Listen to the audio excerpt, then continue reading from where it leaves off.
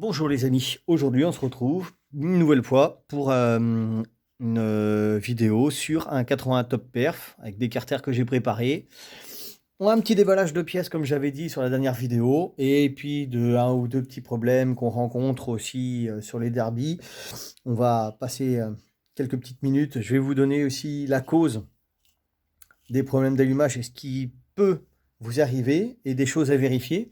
Et puis le prochain coup au remontage, je vous montrerai aussi des petites choses qui peuvent arriver sur les carters quand on monte du kit 80, que ce soit du top perf, du mal aussi, certains kits. Il y en a où il faut faire attention au niveau du montage, parce qu'on peut avoir une casse de bas de tube de piston, et puis il y en a, il n'y a pas de souci.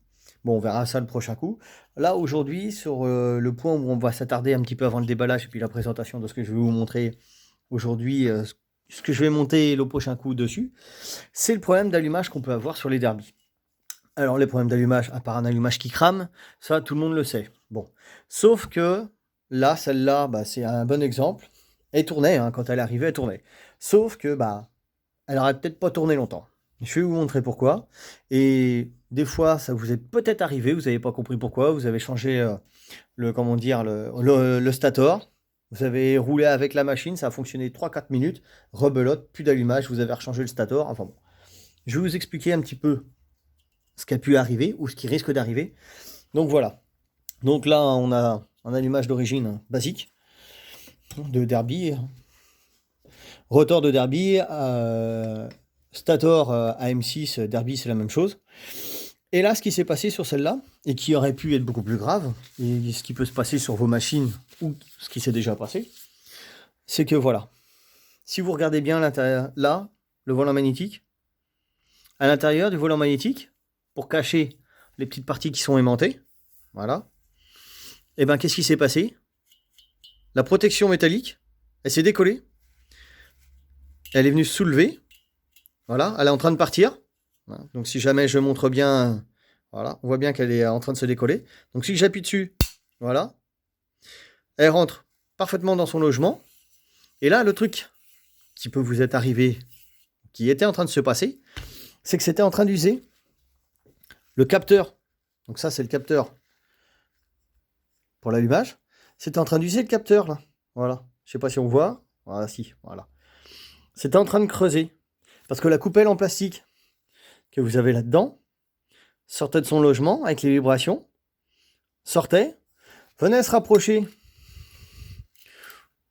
du capteur, comme ça, grosso modo, et venait user le capteur. Et le problème, c'est qu'à l'intérieur du capteur, ici, donc là, c'est vraiment juste, il n'aurait pas fallu que ça aille plus loin.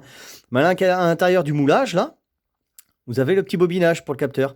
Et le problème, c'est que si la tôle, elle avait continué à meuler le petit plastique, ça aurait fini par arriver au bobinage, et forcément, du coup, mise à la masse, puisque le volant magnétique est relié à la masse du châssis du véhicule via le vilebrequin, donc tout ça, ça serait mis à la masse, ça aurait coupé votre fil, et puis votre allumage, il est mort.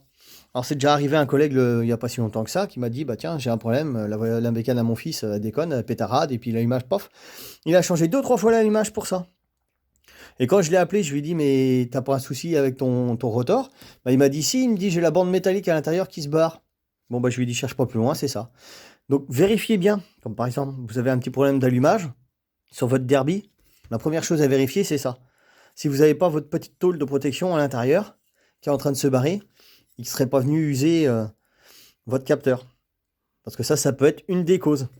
Voilà. Après, si vous n'avez pas ça, ça peut être un de votre capteur ici qui est mort, voilà. Et puis ou votre allumage ou autre chose. Après, en général, le rotor, lui, ça bouge pas de trop. À part ce petit problème-là. Donc voilà, c'était un point où je voulais venir là-dessus, déjà un premier point. Le prochain, ça sera quand je ferai le remontage. Donc là, je vais vous décrire un petit peu ce que je vais remonter là-dessus. Donc j'ai fait ma prépa carter, comme je fais d'habitude.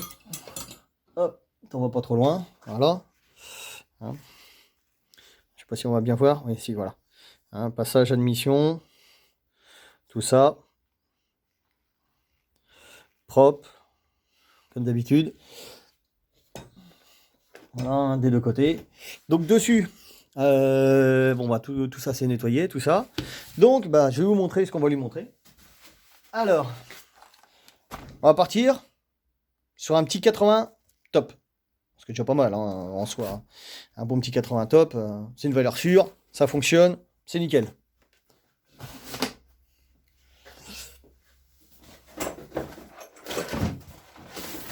Bah forcément, pour aller avec le cylindre, bah on va prendre le Vilo top. Le cœur de la chose, un BRK tout beau tout neuf 80-90 pour aller dessus. Kit roulement, boîte de vitesse Most. Bon après, hein, moi je suis avec MXS, il a commandé ça là-bas. Hein. Une VL17.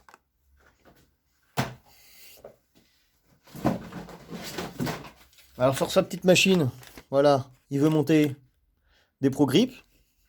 Bon, ça fait pas partie du moteur, mais c'est pas grave. Un petit kit en point en haut, TNT.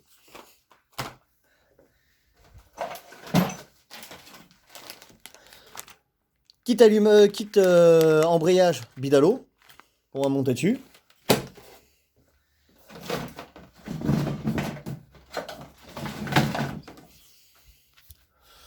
Petite pochette de joint complète au moteur, bas moteur.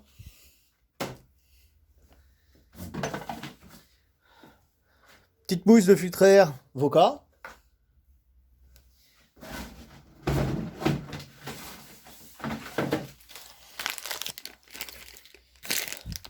Bon bah le coupe-circuit Most. De la durite d'essence toute neuve. Petite boîte de gicleur.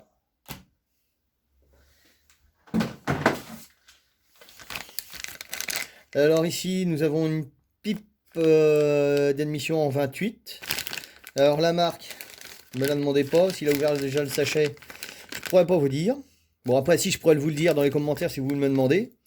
Mais non, là il a enlevé le truc. Donc voilà, tout ce que je peux vous montrer c'est que c'est ça. Voilà. La marque, et ben l'autocollant il est plus dedans.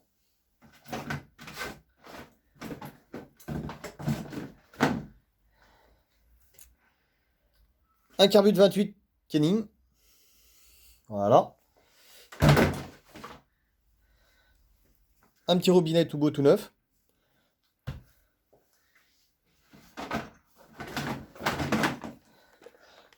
Un petit allumage DD.